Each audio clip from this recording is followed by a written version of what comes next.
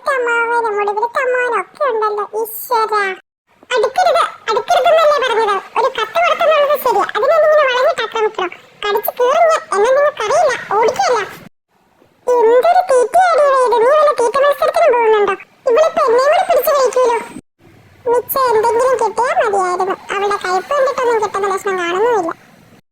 ഇത് ഞാൻ കാശ് കൊടുത്ത് വാങ്ങിച്ച കസേര, ഇതിൽ നീ ഇരിക്കാമെന്ന് കരുതുകയേ വേണ്ട. പെട്ടെന്ന് പറഞ്ഞു അമ്മച്ചേ, കൊത്തിയിട്ട് പറഞ്ഞ വീഴത്തൊന്നുമില്ല, പറഞ്ഞേക്കാം. എനിക്ക് ഈ കസേര വേണം, ഇത് എന്റെ കസേരയാണ്, ഇത് ഞാൻ എടുക്കുക. കൊത്തി കൊത്തി നീ മുറത്ത് കയറി കൊത്താൻ തുടങ്ങിയോ? എന്തൊരു വേദന. മുതലാളിയേ, ചോറായോ? പോക്ക് കണ്ട ബിരിയാണി വാങ്ങിക്കാൻ പോവാന്ന് തോന്നുന്നു. ആകെ ഒരു ചെറിയ പീസുമായിട്ട് വന്നേക്കുവാ പരട്ട മുതലാളി. എനിക്കെന്താ മുതലാളി, ഞാൻ ആദ്യം മേടിച്ച് കഴിക്കട്ടെ എന്ന് ചളക്ക് കൊടുക്ക.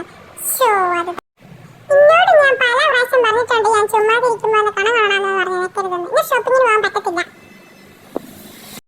നിന്നോടല്ലേ ഞാൻ പറഞ്ഞു ഷോപ്പിങ്ങിന് പോക്ക് നടക്കത്തില്ലെന്ന്. പിന്നെ നീ എല്ലാം കാണാൻ വന്നേക്കുവാ. പൊക്കോണമെന്ന്, എനിക്ക് നേർന്ന് ഉറങ്ങണം. അതേ പുറകെ വരുന്നു. നിനക്ക് പറഞ്ഞത് മനസ്സിലായില്ലേ?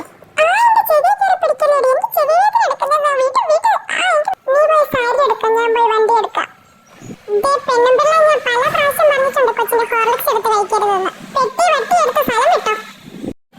എടി നീ എന്നൊന്ന് വിശ്വസിക്കും, ഞാൻ പറയുന്നൊന്ന് കേക്ക്. ഞാൻ ഇന്നലെ ഓഫീസിലുണ്ടായിരുന്നു. നീ വിളിച്ചപ്പോ ഫോൺ എടുക്കാൻ പറ്റാത്തത് ഫോണിൽ റേഞ്ച് ഇല്ലാത്തതുകൊണ്ടല്ലാതെ നീ തെറ്റിദ്ധരിക്കുന്നതൊന്നും ഇല്ലെന്ന്. ഒന്ന് വിടടിയേ. നിനക്ക് മാത്രം തല്ലിയാ മതി, ഒരു ഗ്യാപ്പ് താടിയേ. ഞാനും ഒന്ന് തല്ലട്ടേടിയേ. എന്തോ അടിയേ ഇത്. എന്നെ മാത്രം കാത്തോണേ ഈശ്വരാ.